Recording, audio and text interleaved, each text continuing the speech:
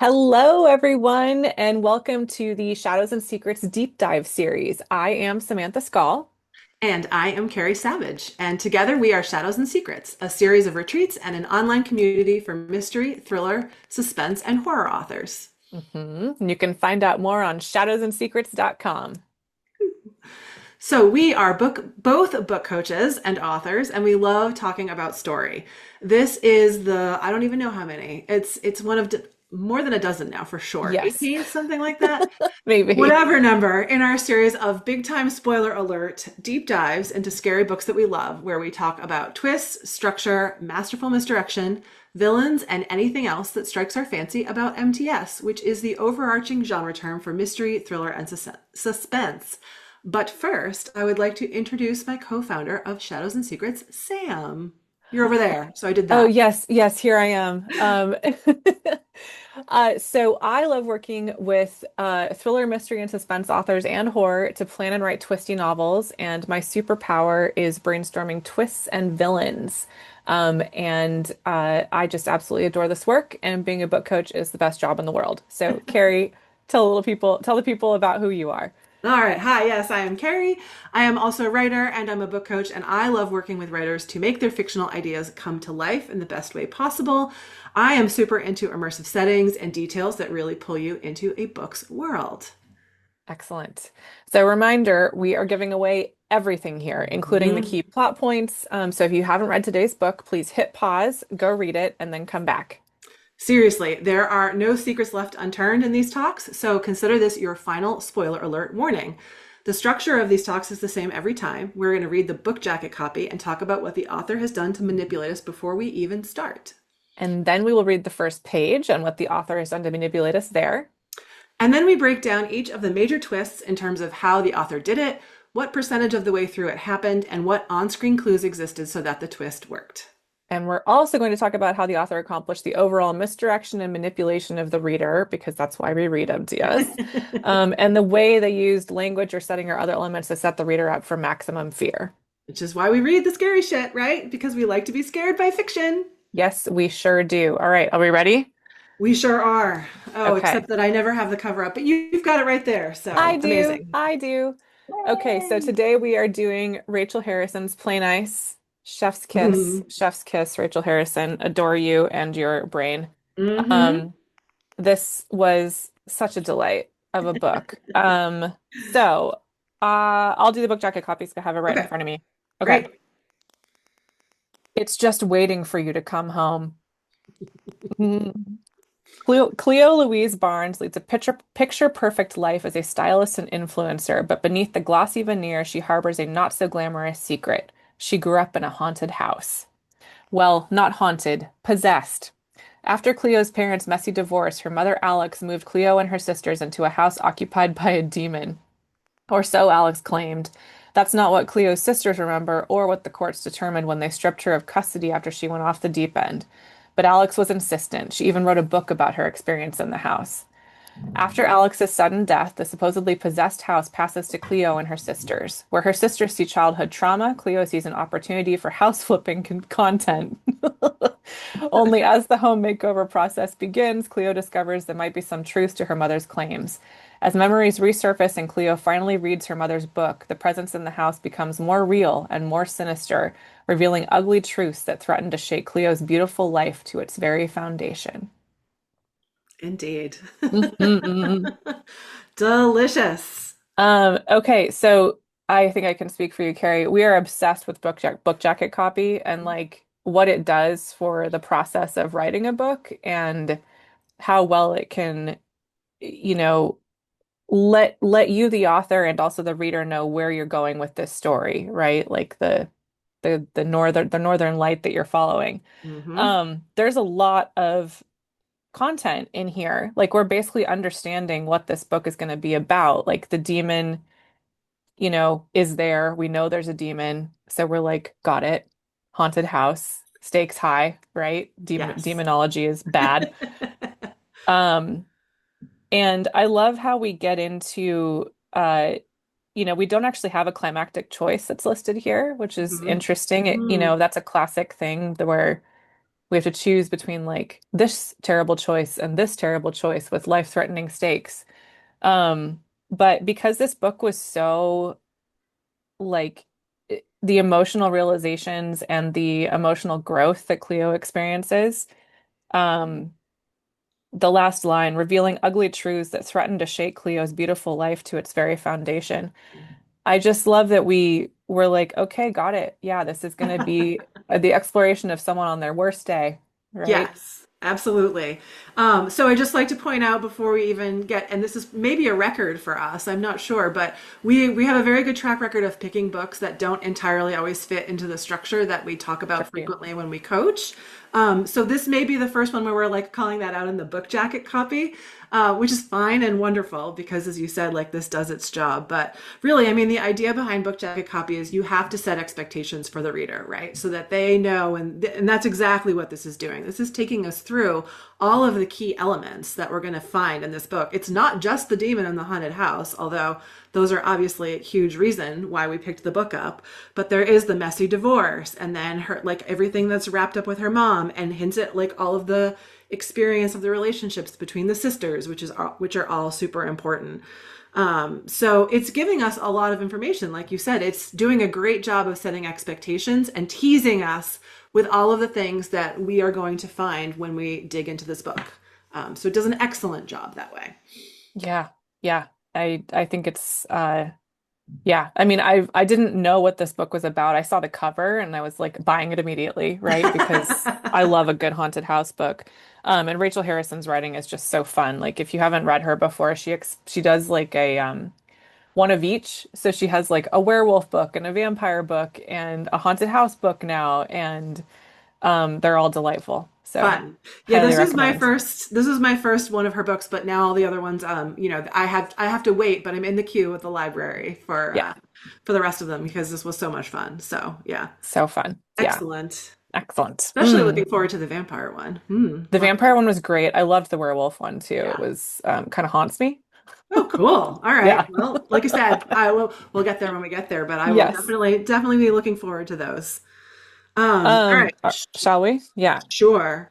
Um, so there are a few epigraphs. Do we read the Mhm. epigraphs or do we skip over them? I can't even remember now because sometimes we have them, sometimes we don't. I think in this case we should read them because Okay, they're very well chosen. Do you want to tackle that? sure. So the first one is yes, yes, I accept you, demon. I will not cover your mouth. And that's from Anne Sexton, a poem, I'm assuming, Demon. Um, Great way to start us off.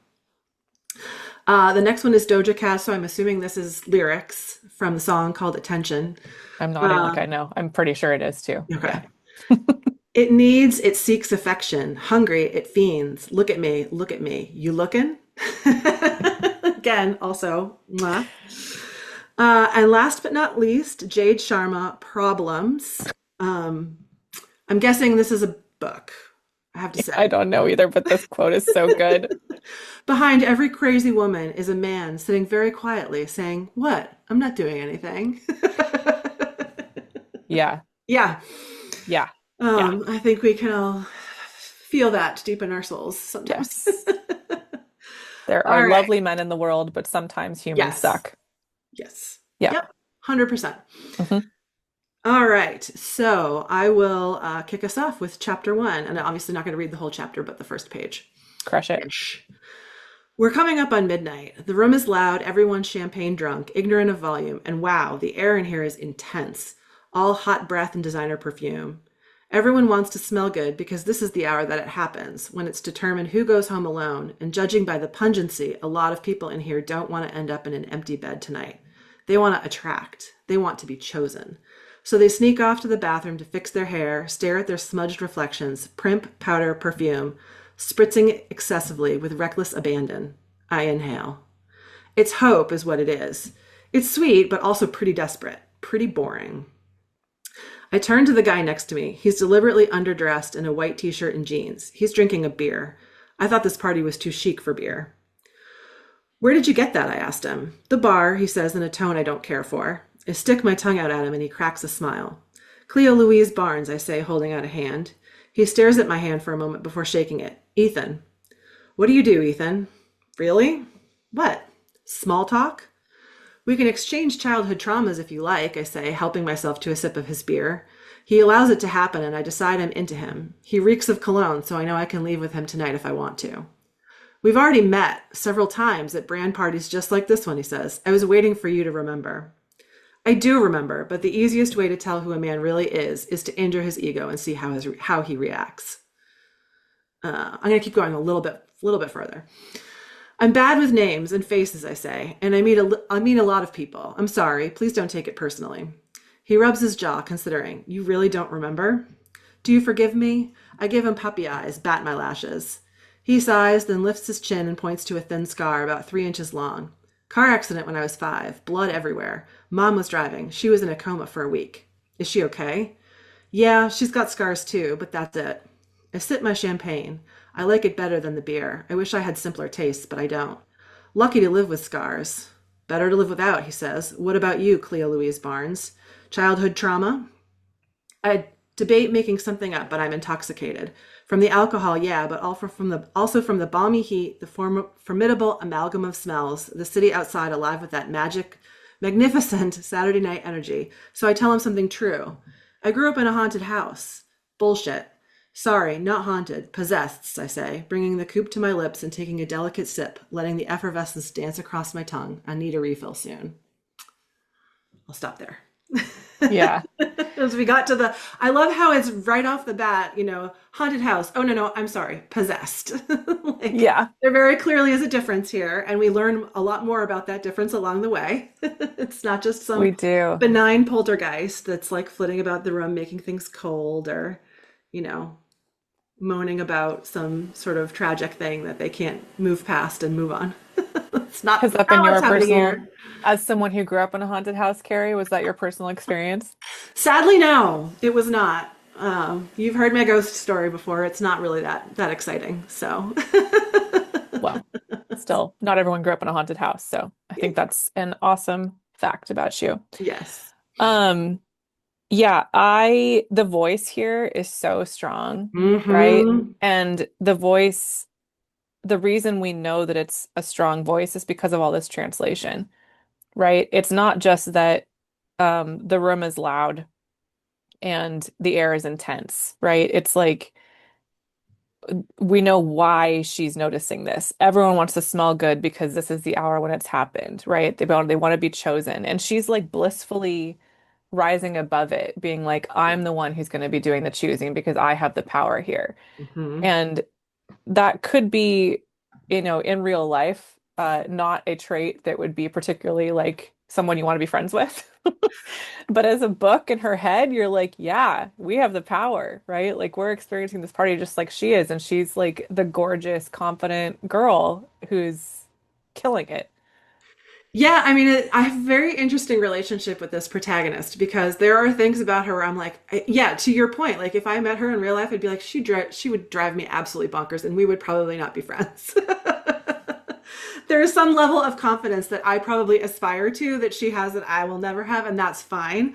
But also, like, I mean, the thing that it works so well, and to your point, like, it's so voicey because we're getting everything through her filter. We know Mhm. exactly where she stands on all of this, and there is no question in our minds. It's not waffling. Everything is being filtered through this very, very specific lens, which is not just a function. I mean, it's partly a function of the first person POV.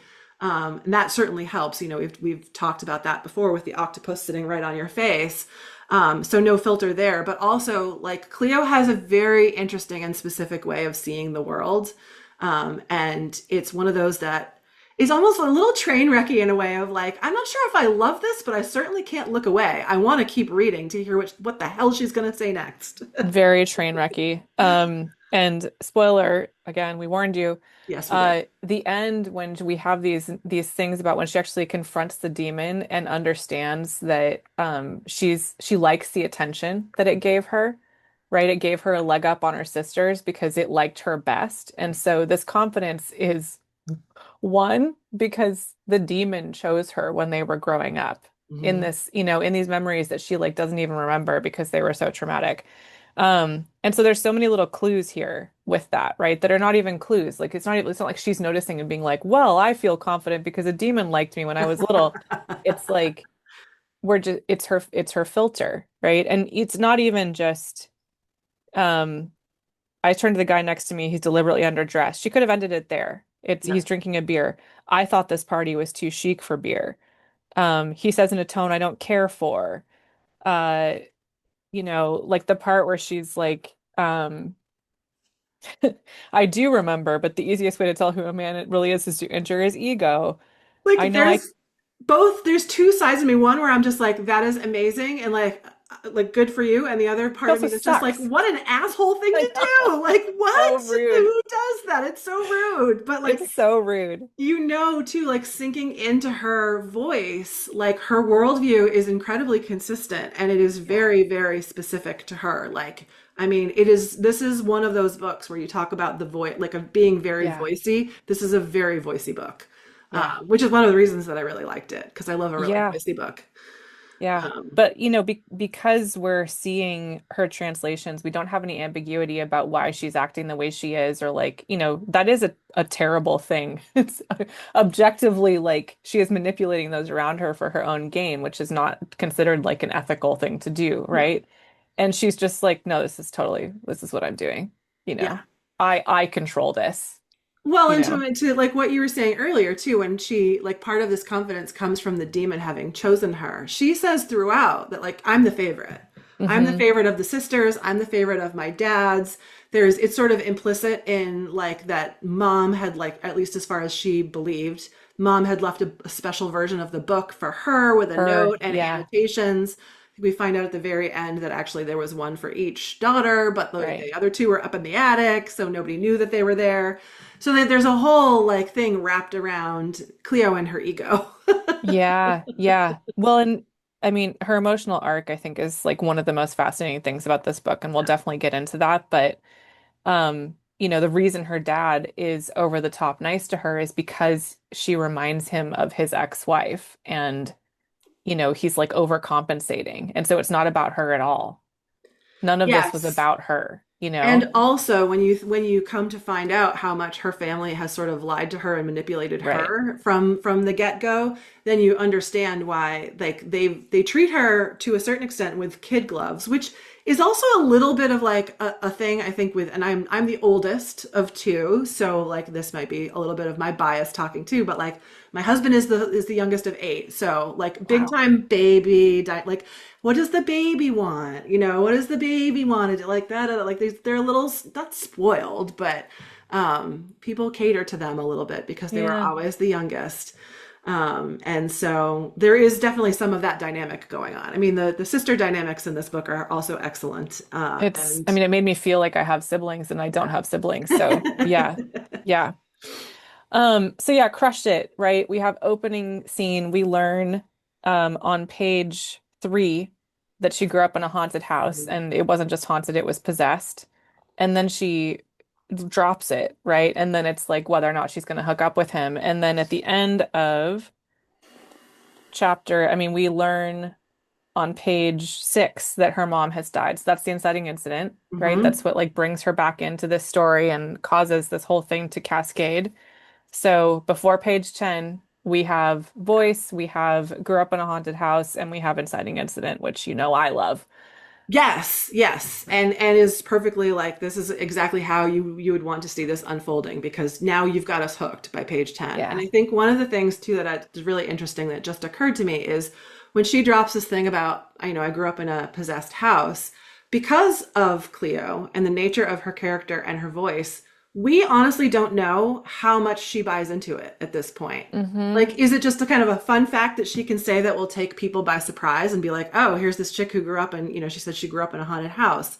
She doesn't really buy in, but does she? But she doesn't. But does she? Like, it's Right. just a really, her voiciness here raises some questions in the reader's mind that, like, if she was complete, like, if she just stated her opinion about like, well, yeah, but everyone knows that haunted houses aren't a thing or not, like the ambiguity in there just leaves some questions in our mind, which is just so smart. I mean, we're trying to plant these question seeds in the opening scenes to actually get our readers engaged that way and keep them turning the pages to get the answers. So Yeah, really smart. very, very well observed. Thank you. Completely agreed. Yeah. Yeah. Um, So mom so dies. mom dies, and then we get back into, we learn about Roy, who was like her mom's lover, but also the demonologist, and we learn about the presence of this book. Um, We learned that nobody was talking to mom. Like there was like yes, very much estranged. So like no one was even going to go to her funeral. And Cleo wanting to go to the funeral has like set off some things in the family. So there's some big feelings around that, huge um, feelings. which Yeah. is And really we, interesting. again, more like the family dynamics and everything. And um, she goes to the house on page 59, and there's 322 pages. So what is that? Someone better at math can do that in their head. Wait, But just Google will tell me it's 18%, right? So like we have these little chunks of escalating tension. So she goes to the house at 18%. She finds the annotated demon book, which the demon has placed there for her to find, right? From of the course. attic. Because his favorite is back. Uh, and then we start having these fun interstitials from the book with the Mhm. annotations from mom, which like tr further translate what was going on, and mom being like, it didn't like totally happen that way. This was for fiction, But it makes her start to question her own memories of her childhood, and then, that's basically the story from there is like what really happened until she starts to experience the demon for herself, which happens pretty late. Um, Well, it doesn't. It doesn't. I think there are little hints that we get, like we when she first goes to the house, because the idea is she's like, they didn't even know that mom still owned the house, right? So this comes as a right. big surprise to everybody. Is that Aunt Helen, who is mom's sister, sweeps in and says, "Oh yeah, she still owns the house, and now it's yours." And of course, the sisters want nothing to do with it. They just want to sell it. Or get rid of it in whatever way. And Cleo's like, oh no, I'm going to take this on as like a restoration project. It'll be great for my brand. I can post lots of content and, boost my profile that way. And also, like, the interesting thing that comes up, I think, around her memories throughout is, especially, until the very end when things start to become a little more concrete, but never get super concrete, is she was not, I mean, she was the youngest, but she was what, 7 or 8, I think, when they finally did move out of the house because dad got sole Young, yeah. custody. So she Yeah. was young, but not so young to not have like any memories Hmm. of what happened. And so she's got this interesting combination of like, absolutely no memories, which can certainly happen if there's trauma or anything like that, or you're blocking things out. But also, as we come to find out, like people have told her what happened in so many instances, like their version of what happened, to try to Um, overwrite what she may or may not have believed. Like when we find out about the self harm stuff, uh, right. so her brain is a big old melange of stories, and she can't be sure of like what's true and what's not. Which is just an interesting dynamic that creeps all the way through. So sorry, I got off on a tangent there, but going back to like from the moment she steps foot in the house, one of the first things she notices is that the ceiling fan is spinning, but it's not spinning too fast. So she's like, oh, it's probably just a breeze. And oh, look, I left the door open, but it's spinning. Then she goes downstairs, comes back upstairs, and the ceiling fan is spinning like mad. And she knows she didn't turn it on. Right. So, like, Well, clearly stuff has started to happen. But to your point, like, she doesn't interact with the demon until later on. I just looked it up. It's 50% is when Okay. she is right, classic midpoint. Yep. And also classic, uh, she's not living, she is living in the house, but like she can still leave the house. It's not like, our classic haunted house thing is like you go to this like remote mansion and you're like, la la la la la, like maybe it's haunted, but like I can leave anytime. This is fine. Creepy shit's happening, but you just ignore it. And then 50% is when it's like, no, just kidding, you can't leave. This is a little different. This is like because of everything you just pointed out about her memories and the fact that she now believes her mom, but she knows that no one will believe her. Hmm. And being believed is very, very important to her. Being, And she feels this kinship with her mother that she never had before. She starts questioning like what was a lie, what was planted, how much were the people around her manipulating her memories, what is real, basically, which Yeah. is existentially terrifying, 100%. right? And then like no one's going to believe you, so is it really happening, right? Like, yeah. I mean, it's clear, like as things start to really really disintegrate. Everybody's interpretation of what is going on with her is a little bit different, and she knows what she's experiencing, even as she still questions herself and like, is this really happening to me? She's buying in and she believes it, but also then as soon as she removes herself from the situation and gets a little bit of distance, she, like any of us would, is like, okay, well, like really, what is going on? So it's not Hmm. that she's disbelieving her experiences, but like she's still questioning. She starts to question everything that she remembers, as you said, and then there that comes to the point. It's probably in the last 20%, so somewhere in our climactic mush, for Hmm. lack of a better term, at this moment. She finds out that her father has been Googling like psychiatric wards because Right. they really think that, like, oh, I mean, she always, I did see like that moment that finally came up with, I think it's Daphne. No, no, no, sorry, it's Lita. The sisters meet up for lunch in the city, and Lita finally comes out and it's just like, you're a sociopath. Like, you have Right. no feelings, you have no empathy. Like, you're like, And there was a part of me that I was like, oh, that's a really harsh thing to say, but also like she's not entirely wrong. Right.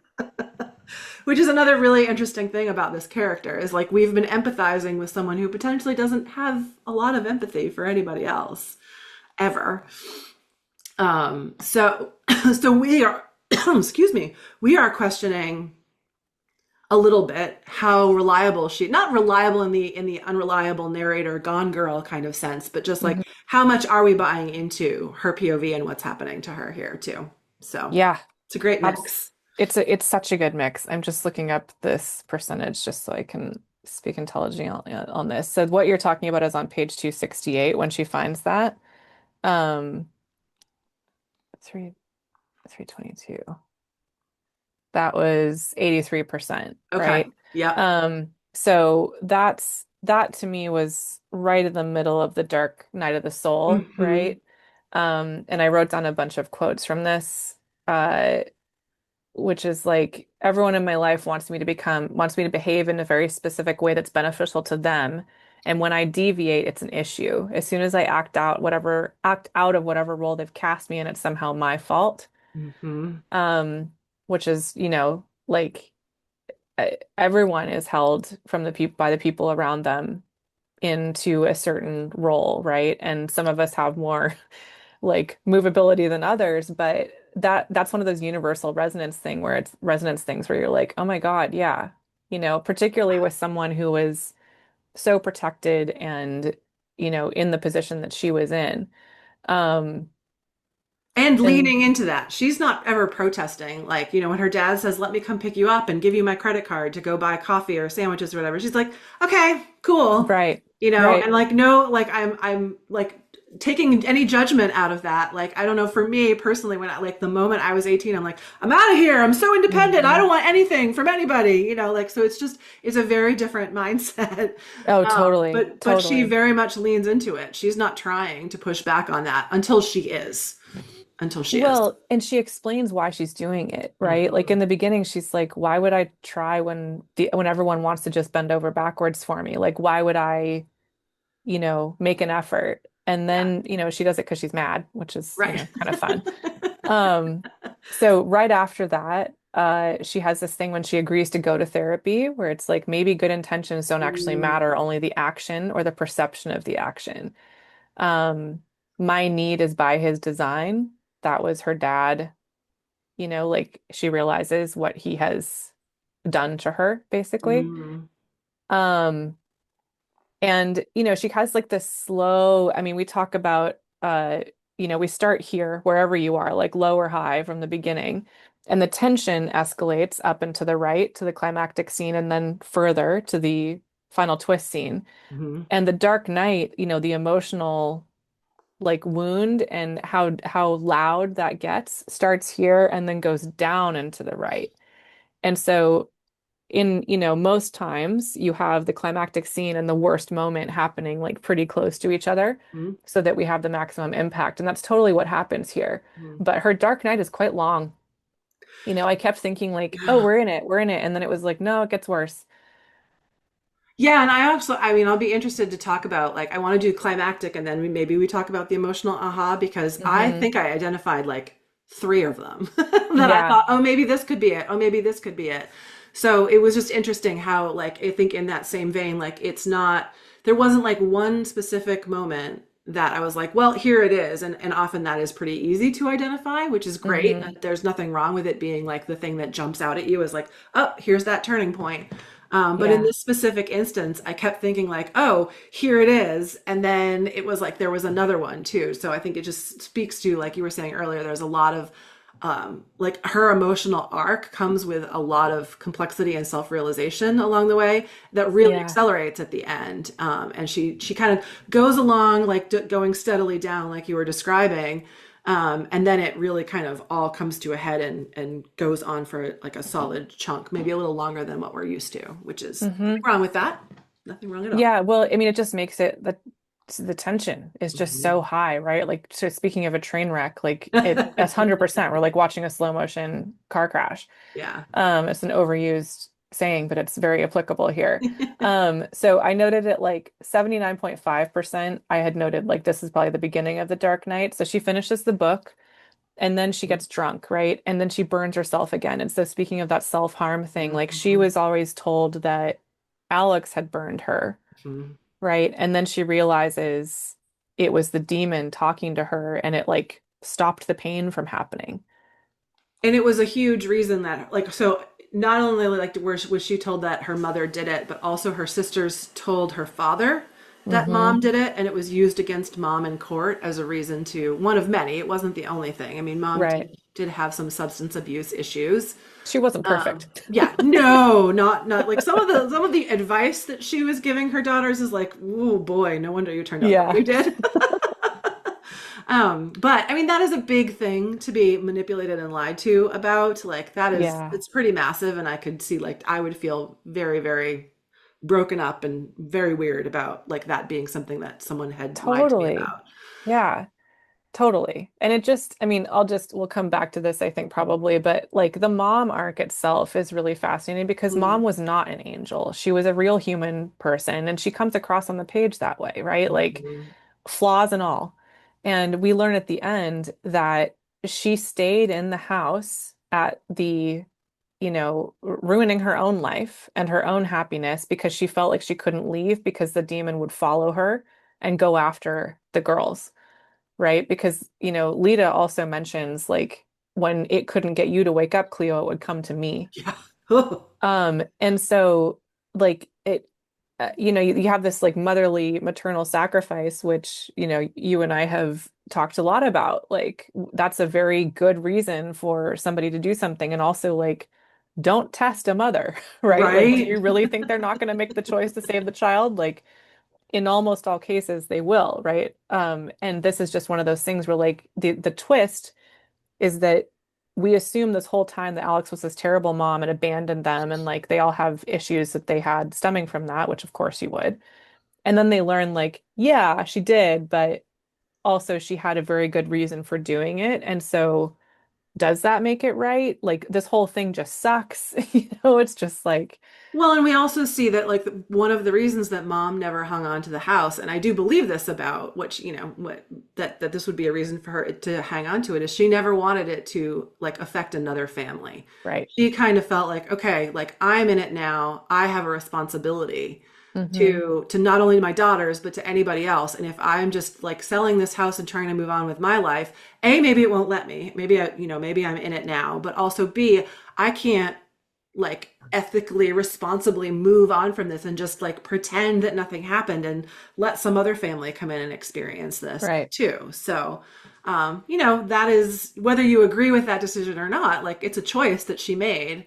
And there is a moment at the very, very end when Daphne says that like, yeah, the house is sold and there's a family that's going to be moving in. And you do have that pause of like, okay, was that the best Yeah. decision? Like, Yeah. maybe we should have burned it all to the ground.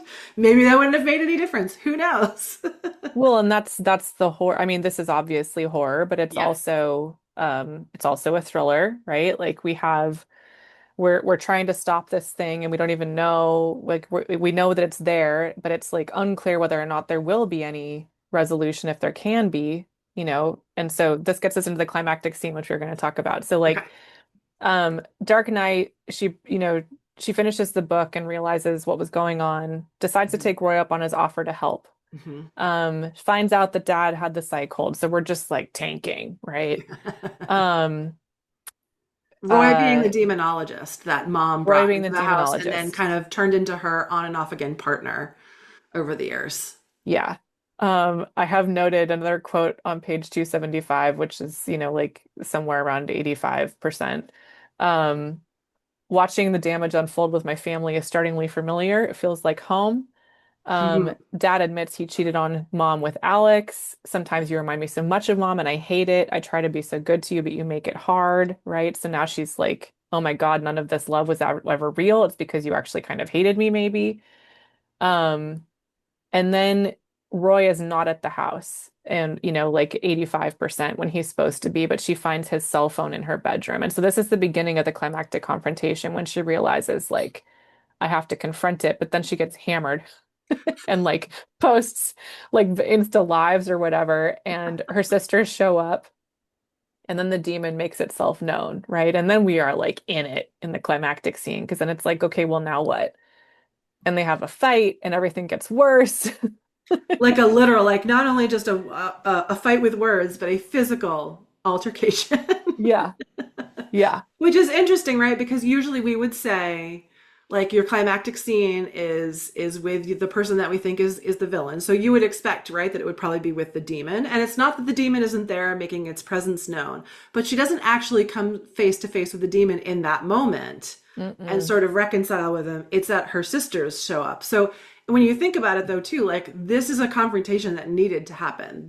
Oh These yeah, women needed to say this stuff to each other to get it off their chests because like they were not, it wasn't that they were all sugarcoating everything. They could talk frankly with each other, but like there was all this pent up emotion that had to come out, which then ends up with them clawing at each other and someone elbowing Cleo in the head and she like gets knocked out. knocked out. Yeah, yeah. I mean, it Oh my just to your God. point, like the climactic, you're right. She goes home with the intention of confronting the demon, but also not like what's she gonna do, right? Like there's no plan to take it out or know how she's gonna win. And then she discovers Roy is gone. And so the climactic confrontation is her own demons, which is like the meta message here, you know?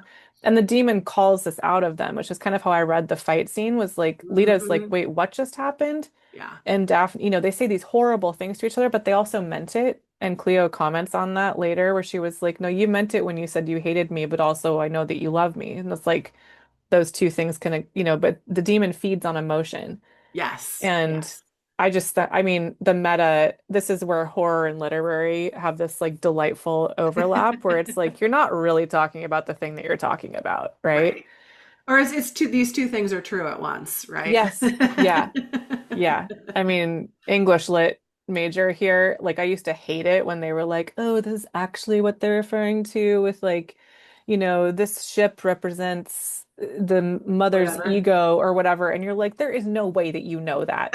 And I stand by that. But with this, with Rachel Harrison's Play Nice, I think we're not totally talking about a demon. I think we're talking about But other things. isn't that one of the delightful and delicious things about this book and horror often in general and other books that we all different kinds of books is Yeah. that like because of like the gaslighting and the emotional manipulation and you can look at this in some ways about like how women are treated in this society and like how like dad manipulated the system to get his daughters Yeah. and treated his wife so terribly. He was not like the perfect father that they were all assuming that, you know, like he was kind of putting himself out there. So there's the undercurrents of a lot of juicy themes in this So, book yeah, too. So extremely. Yeah. it's just wrapped up in a really fun package. It is. Oh my God, the package is delightful. Okay, so climactic scene, fight. And then she decides to go up the ladder, right? She's never Mhm. been up the ladder, realizes there's copies for each of them. So mom wasn't singling her out, which at this point, she's already kind of realized that she's not special. Um, Roy falls out of the ceiling, Roy right? falls out of the ceiling and his Before eyes are she can, gouged because out. before she can go up, like she That's finally right. has come so close to finding him. Like she went in, she had gone into the like the attic crawl space or tried to get in there before her sister showed up, and she couldn't open Oh, it. that's right. It Yes, was yes, so yes. heavy. And of course, like in my notes, I said something like, "We all know what's going on. She can't find Roy, and she can't open the attic door. It's Roy so is on brutal. the attic door, of course."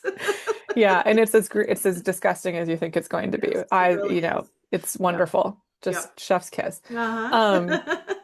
so she goes up there, and then this was the aha that I tagged was Okay. like the demon is lonely. Cleo never turned away. That's why it liked her best. It lives in this place amid the damage and the chaos it reaps by existing. And that's familiar to her. Hmm. She resents everything about it, even as she recognizes it in herself. And that's at like 97%. Okay. And she realizes it wants to keep me here. And then she realizes mom's pain kept it occupied. Mom played nice. And that's the realization after. So that's like, she cries and she like the demon releases her for now because Hmm. she lets it have her pain. Um, she cries for everything it's taken from her that lives here and it's satisfied. And that's on page 312 out of 322. So like almost the end, Yep. but the Yeah. play nice thing comes up and like this, realization at the end, which is just really delightful as Oh well. yeah, of course. And it I love when also authors was do that. yeah, well there was a lovely moment earlier and I think it was around the midpoint. I know I wrote it down, but no, of course I can't find it in all of my notes where it was when I think then this is why I think it was at the midpoint is when she comes back to the house and she kind of accepts the fact that like, oh no, there is a demon here. And she says, Hmm. "Okay, I'm willing to engage with you, but you have to play nice." Yeah. And then like I think that's when like one of the first faces shows up like being gouged into the wall, which is Ugh. like it's like a kind of a frowny face. It's like, but I don't wanna because I'm a demon. But like she literally says out loud to it, like you need to play nice. And so Well, that was that resonates. I think it's the first time, but it's lovely that it keeps kind of coming back as this little motif. Yeah. It's amazing. And yes, I also had that same passage marked as one of my like one of the emotional aha moments, and I think that is like the key one right there, right? Because Hmm. it is coming hand in hand with her finally confronting the thing itself, and actually sort of it's the resolution of what she's going to do with it, which is not ultimately a resolution at all because it is open ended, Yeah. because it's horror, and of Because it's course it is. horror. Yeah. Um, and then, like 98% is that like a new family's moving in, right? That's the Yeah. final twist is like, well, we don't know how bad this is going to get. But she has another passage where it's like sometimes that your pain or like your past is not always a light shining into the darkness, right? Like sometimes when you have these realizations, and she says sometimes it's a claw reaching out and dragging you back. So creepy. Um, but there were also just like so many other things where the demon uh has little notes like on paper or whatever, and it's like wear any skin, want house skin, Well, that was the like thing, yeah, where the book, when she first finds the book, the copy that mom has annotated is only the first half, which is going to be like, oh my God, why is it yeah. only the first half? And for some reason, dad has the second half. She finds it in his desk and he burns it in front of her. Hmm. And they have this huge blowout fight and everybody's upset. So she gets another copy and has it sent to the house, which I thought was hilarious because she said she bought one on eBay and then the person saw the address and canceled the order, which I thought was just like it was just kind of a little comic moment, which was delightful. But then the other, the next copy shows up and she kind of leaves it there and goes away for a little bit and comes back. And the demon has annotated, like mom did, has annotated home, skin, like, whatever, mine, all mine, or whatever. So, yeah, it was just creepy and delicious. So creepy. And So fun, like a creepy. nice parallel with like mom's annotated version versus the demon being like, no, no, I'm gonna take it over from here. My commentary. Yeah. Yeah. What do you think the story question is? I wrote one down after the book jacket copy read, which was Will Cleo survive the Hmm. her attempted renovation of the possessed house? Um, I'm not sure. No, I think I feel okay about that one after having finished. I don't know. Did you have a different one? No, that's pretty much what it is for me too. I just think this is one of those ones where there's like an emotional story question too, and it's like, you know, will Cleo, will the past break Cleo or something like that? That's a good Like one. Yeah. something about because like this whole thing is about her facing these, honestly repressed memories and figuring out what the truth is, and then when the truth is exposed about your past, will you survive it? Because what happens in our childhood is, whether you remember it or not, it formed us to who we are today. And if you rattle that foundation, like that's the fate worse than death that we're dealing with Yeah. horror, right? And the psych hold thing I thought was very well placed because even though she knows that she's not losing it, she also were like, but maybe you are, like as the reader. Yeah. Well, as you said, I mean, I think that's the perfect way of expressing it is rattling the foundation of who you are, right? Because, at that point, I mean, she's only 25, she's pretty young still, but Hmm. you don't feel that young when you're 25. You feel like you know everything. Yeah, And you 100%. feel like you know, and she is a very self-assured person. She knows who she is. And she's not questioned that. She's super self-aware. That's part of what makes this so voicey. And so for her to start having to question all of this stuff and confront some of it, or all of it, that's really disconcerting for her. So yeah, there's always the Yeah. question in the back. Like she trusts herself, but there's always the question in the back of her mind. Because like surely mom trusted herself too, and look at what it did to her. I mean, I just flashed to that moment where, mom was literally like Cleo as a child is, in her room with the door locked and she's giggling and mom can hear the demon giggling and mom is literally stabbing at the door with a kitchen knife, like saying, leave my daughter alone. And the other two daughters are standing at the top of the stairs watching her. And so even if we're buying into this, like, yes, there really is a demon and it really is doing these things. And of course, mom is completely freaked out because it's like possessing her youngest child, like the trauma that you are inflicting on your other children Yeah. by experiencing this and going through this and trying to make it work is just it's a lot to deal with. So It's a lot. And I mean, speaking of assumptions and twists, like this is such a perfect example of they all agree that they have this shared memory of like mom doing this thing, right? And they make assumptions and therefore we follow along with it of like, well, Alex, the mom, was losing it, right? And was a danger to her children. yeah, she was And then always as drunk, she was right. misinterpreting everything, it was all in her head. And Yeah. then we learn that the truth is like that's the whole scene is there. All of that happened. It's Mhm. just that we didn't have all the information. And so we're seeing it in a new light. And that's a twist, right? It's just Yeah. like the assumptions were that it was this thing and it's actually this thing, but nothing has changed about the actual action. Right, Um, right. I mean, that great moment when Lita talks about it, that it used to come to her bed because she has been adamant the whole time. And she, Cleo always sees her as like, she is like the super practical one. She's like mhm. very, very like self-contained and self-controlled and like, probably has an eating disorder from the way it's described. And, the fact, and like, of course, mom was just crazy and like that stuff never happened. None of this was ever real. And then we find out at the very end that like, oh no, in fact it was. And so like some of that, Lita's way of dealing with it was just to completely shut it down and be like, nope, Right. I am not going to believe in this. Therefore, it is not real. La la la la la la. Yeah. And clearly it really messed her up. Yeah, yeah. It's just it's really fun. Yep. There was another final realization. I'm just looking at my Mhm. notes where she realizes at the very end about dad because, that relationship is such a fundamental part of who she is as an adult. And she loses trust and loses, you know, um, he did something that was his choice, right? They were adults and he cheated on his wife and but he also, she was trying to protect the family and was like this demon and whatever, right? He had his own reasons. But at the very, very end, like 99.9% of the way through the book, we see in Cleo's voice, like I said, I was sorry for the sake of my sisters. Forgiveness is a different beast. It's fine. I don't need him anymore. He has no power over me. And Mm, so her journey, like the realization was about I'm choosing to give the demon what it wants in order to get out of this, right? And so that's how she gets through.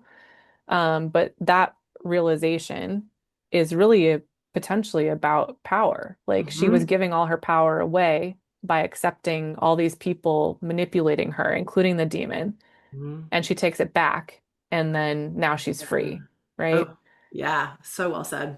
Yeah, Thanks. it's great. Yeah. Ah. Well, This is where we're crushed it. talking about, like, when we're thinking about, again, the expectations that the reader is set up for from the moment that you read the book jacket copy or the first page or whatever, and how it comes around full circle in all of those ways of, like, we know it's not going to get a neat and tidy resolution, again, because horror, but we do Mhm. have, we like an emotional arc that Clea goes through, that we see her changing. We see some resolution of some kinds of the family issues. Not everything is perfect. It's not all wrapped up in a neat little bow, but we feel satisfied because all of the things that Rachel, oh my God, what did I just, Rachel Rachel Harrison. Harrison, sorry, put in motion in the very beginning have been, she's satisfied. She's answered the questions for us. Yeah. So yeah, well done. Yeah. It was, I just adore this book. This is like, I think when I read it and I told you about it, I was like, this sits in my top 10 favorite books of all time. And after reading it again, like with a closer eye for this and like unpacking it, completely, like it resonated so hard for me. Yeah. It hits all the boxes. It's like scary, like deep emotional resonance, like voicey character that I'm not even sure I like, but I love being in her head, you know? Yeah, I mean, it really is a masterclass that way in a voicey character, I think. Like, Yeah. it's just from minute one just about, like, and not every book has to be a super voicey book. That's No. not necessarily a thing, but like if you want to look at where it's done really, really well, Yeah. right from the get-go and consistent throughout, this is a great example of that. Very well said. So, Rachel Harrison, Thank you, Rachel thank Harrison. you for writing this book. We adored it. And thank you all for listening. Find out more on shadowsandsecrets.com. Yeah, And we hope you enjoyed. indeed. Come hang See you out and next nerd out with us time. some more too. We'll see Yes, you we next would love time. that. Bye.